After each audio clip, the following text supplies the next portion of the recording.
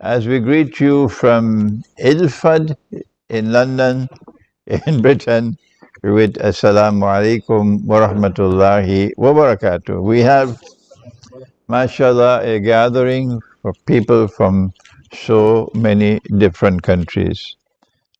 Nearly everyone is from a different country here. And this is part of the miracle of Allah's deen, that it attracts people from so many parts of the world. And we have a very important subject to share with you today. It's not the first time that I'll be speaking on this subject, but the young ones are growing up. And so we have to repeat for those who've never heard it before. Our topic is on قەڕنەین, Gog and Magog, and the second Qarn of قەڕنەین. And if a subject is mentioned in the Quran, then proper methodology is we must build our understanding of that subject from the Quran. Why? Because Allah says of the Quran that it is absolute truth. وَإِنَّهُ لَحَقُّ الْيَقِينِ. That this is absolute truth. The hadith is not absolute truth. Indeed, our Prophet, Allah's blessings be upon him, prohibited recording his words. And it was not recorded for some 200 years after he died.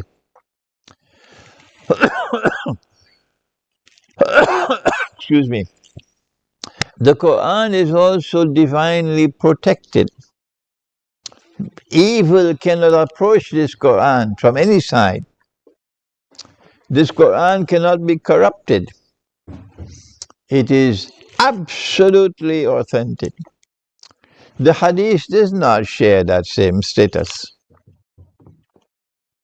But the Hadith is important. Because our Prophet Allah sent our Prophet to teach the Quran. And so we have to turn to him for our understanding of the Quran. Well then, how do we deal with both the Quran and the Hadith? Answer: when you have studied a subject from the Quran, using the proper methodology to study the Quran, and Allah tells us what is the proper methodology, that you don't study the Quran beginning with Surah Al-Fatiha and then Surah Al-Baqarah and then Surah Al-Imran. That's not the way to study the Quran at all. You have to study the Quran the way you study the stars. You have to get the connections between verses. And you have to see patterns in the sky like you see patterns in the book. And then when you connect the dots in the Quran, you see that which binds all the verses together on a particular subject, then you get the system of meaning of the subject from the Quran. And that's not a work for schoolboys. That's a work for scholars. And when a scholar teaches the Quran this way, then you learn from him. When a hadith is in harmony with the Quran, you can accept it. But what happens when a hadith is in conflict with the Quran? Answer: you take the Quran. You stay with the Quran. Don't allow the hadith to take precedence over the Quran. Good then. So on this subject, while we have to commence the subject with Nabi Muhammad alayhi salatu wasalam, we eventually go to the Quran. And the subject begins, of course, and I will be speaking slowly and clearly. And my language would be simple. And I want you to put on your thinking caps. Because if I teach the subject clearly, slowly, simply, and you still don't understand, it's not my problem, it's yours. You have done something to your mind that you're no longer capable of thinking. That's not my problem, that's yours. I advise you to go back to the Quran, recite the Quran so that your Quran can cleanse your mind. Good. So we begin now with the problem that the Quraysh had. That here was someone who was born in Mecca and who lived such an admirable life that they gave him the name Al-Amin, the trustworthy, the truthful, the trustworthy. You could depend on this man. And lo and behold, when he reached the age of 40, he then said that I am a prophet like unto Abraham and Moses, and you should not be worshipping these idols. You cannot put God in a temple. You must worship the one God, the God of Abraham. And this is false. So they decided we'll send a delegation to the city in the north, which is called Yathrib. Now it's renamed Medina. And let us ask the Jews, because the Jews have so many prophets, and the rabbis are there in Medina. Why is, as they say in French, la crème de la crème, the best of the rabbis, why are they there in this Arabian city? Good question, eh? Good question. So they sent a delegation to the rabbis. How can we tell whether this man is indeed a prophet of the one God? And the rabbis responded, ask him these three questions which only a prophet can answer. One of the questions was about a great traveler who traveled to the two ends of the land.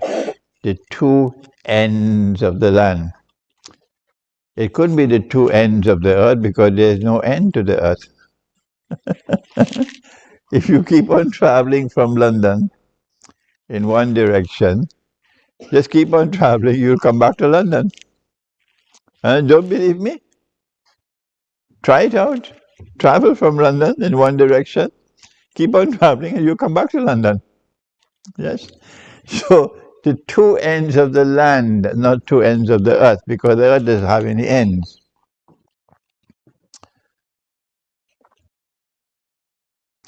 And when Allah responded to give the answer, He chose to begin the answer by repeating the question. And this is how it begins in the Quran. بعد أعوذ بالله من الشيطان الرجيم ويسألونك عن ذي القرنين. And they question thee, O Muhammad والسلام, about someone who is known by the nickname Dhul Qarnayn. Dhu means someone, something that you possess. Dhul Qarnayn means someone who possesses Qarnayn, two corns. The word qarn has two meanings. It can mean a horn, so Qarnayn will be two horns. Or it can mean a generation. A generation, a people, an epoch, a time. So two generations. Zulkarnain will be someone who either possesses two horns or impacts on two people, two generations. Good.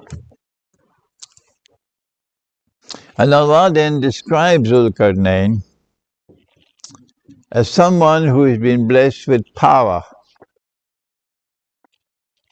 And he has the power to pursue whatever goal he chose to pursue. He has that power. Allah blessed him with that power. He can do whatever he wants to do. But his power rested on foundations of faith in the one God.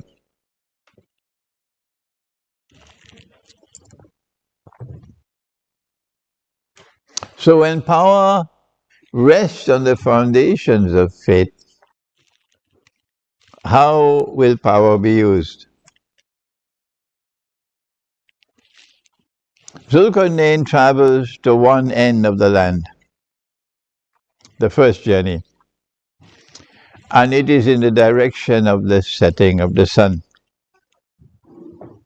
And the sun was setting, this is not literal, in a body of water which was dark and murky.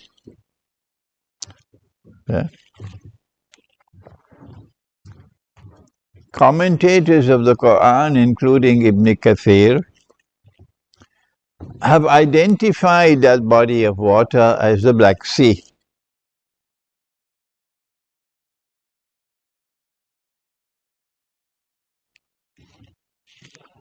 And if you know your geography, you'll know that Crimea is in the Black Sea, and Crimea commands the Black Sea.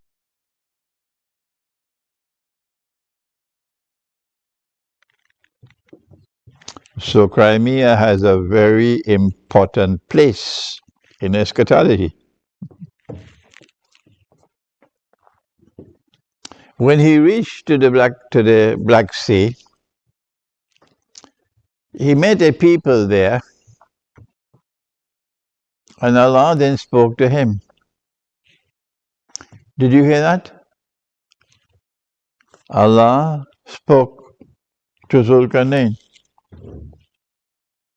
I don't have any evidence that Allah spoke to the Greek Emperor Alexander. If you have the evidence, present it on Judgment Day. I don't have that evidence. I don't have the evidence that Allah spoke to an Iranian, a Persian emperor named Cyrus or Darius.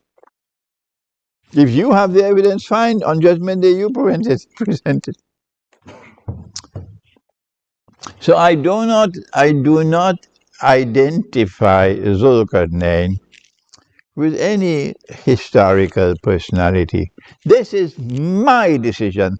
You want to do it, go your way and leave me alone, please.